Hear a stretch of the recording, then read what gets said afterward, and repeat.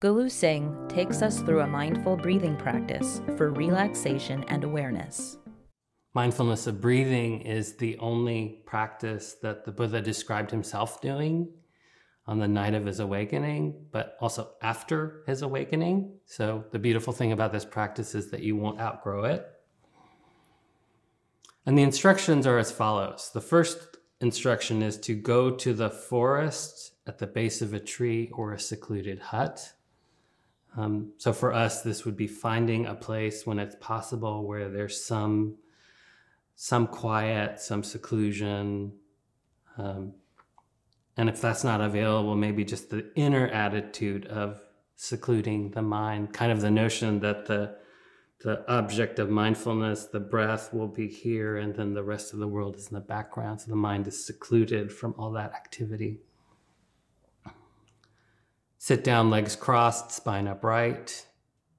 Sitting down, legs crossed was one of a standard way, and still is a standard way of sitting in India, where these teachings come from. If you can sit cross-legged comfortably, it's a good posture because it tends to be stable, and it's easy to keep the spine upright. But for most of us, this just means sit comfortably, a chair or a sofa. Sit down, cross legs, body erect. The erectness of the body is very supportive to mindfulness practice. Having the body in alignment and erect allows us to have the spine support the torso rather than the muscles, which means it can relax those muscles and we can have more stamina. And having the spine upright also allows the circulation of this prana and other subtle energies in the body more easily. So go to the base of a tree or a secluded hut, sit down, legs crossed, establishing or arousing mindfulness, you might say awareness, to the front. And I like this because it's not practicing, not mindfulnessing, but rather just establishing awareness. Like we might colloquially say, coming into this moment, being aware that you're aware. Front, bringing mindfulness to the front, is often interpreted as just bringing it to mind, to the front of mind. Some practitioners interpret this actually as front, meaning like a part of the body, often this part of the body, that we would bring mindfulness to this part of the body where we would feel the breath at the nostrils.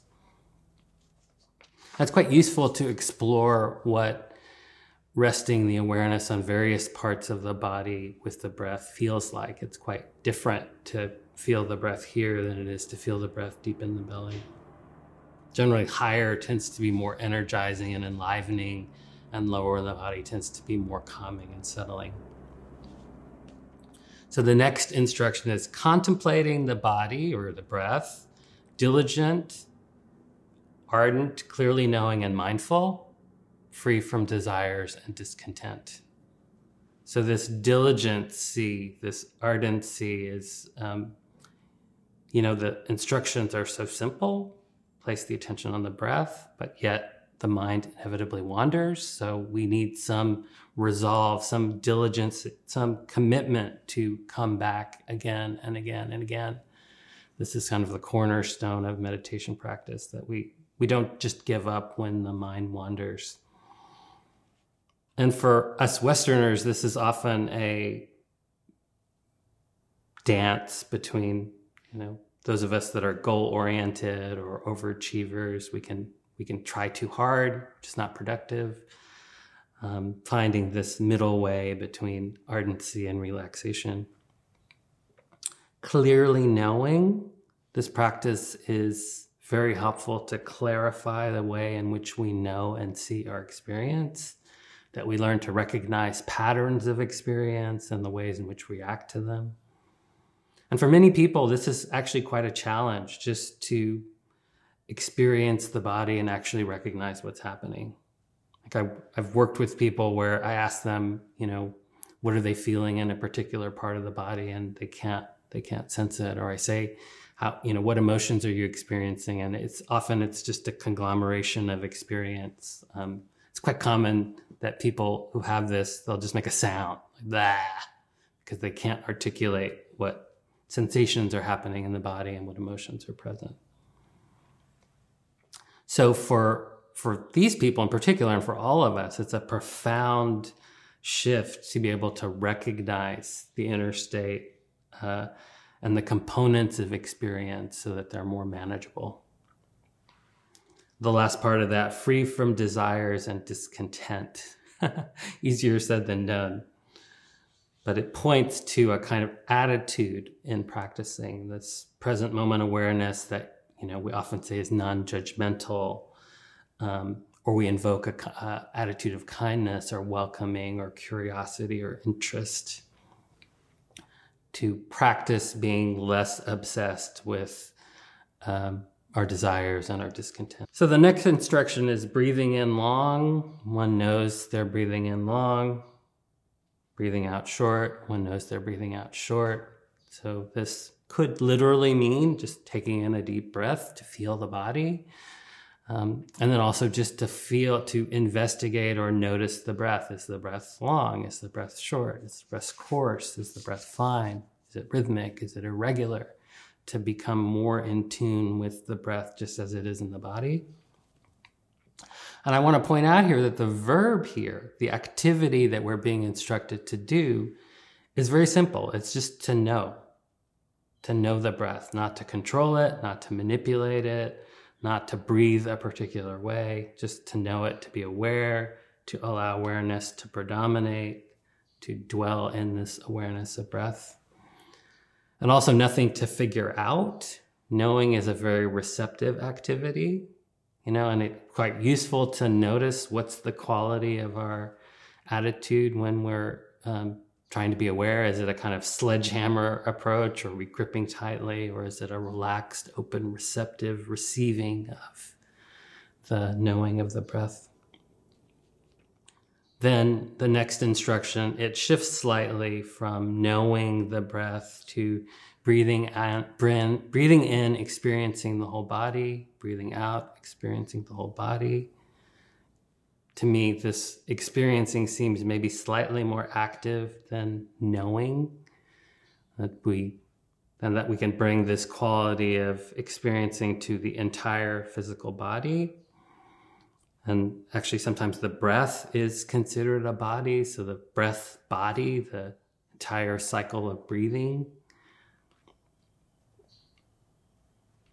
Sometimes this is a very powerful practice to just notice the entire cycle of breathing from the moment that the diaphragm shifts and as the lungs and belly fill with air all the way to the end.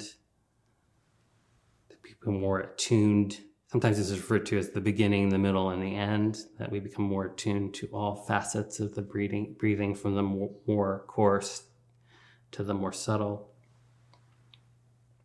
The next instruction is calming the body formation. So breathing in, calming the body, breathing out, calming the body.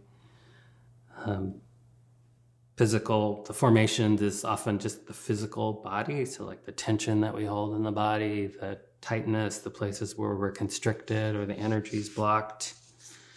And this relaxation, I love this instruction because for years I never knew that it was okay or even encouraged to relax while you're meditating. It's like a relief. Like we can invite this quality of relaxation.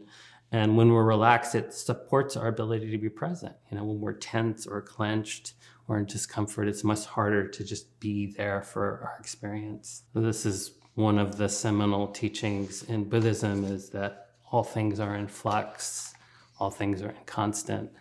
And when we become more and more attuned with this, and we can see this in our own body and our own breath and our own thinking, that it softens our grip on the world and wanting things to be fixed in a certain way. I feel like the internal, external aspect of mindfulness is something that often gets left out. I practiced for many years with no idea that this capacity for knowing my inner experience could be turned outward to investigate and be aware of other people's experience. And it transforms what is often seen as a very solitary internal practice. You sit alone by yourself, secluded, into a dynamic relational process that we can engage anytime we're in anyone's presence. for me, it evokes, it opens this doorway to the beautiful states of kindness, compassion, and as a way to connect with people and connect with the world. One of my favorite short teachings of the Buddha is he describes someone who's running fast. I imagine they're running faster for us, and like for no particular reason. And then they suddenly realize, oh, I'm running really fast. I could be walking. And then they realize, oh, well, I'm walking, I could be standing, and I'm standing, I could be sitting, or I'm sitting, I could be lying down. That how through observation, this realization, oh, I'm running, this noticing, this awareness, we can ratchet down the activity of the mind.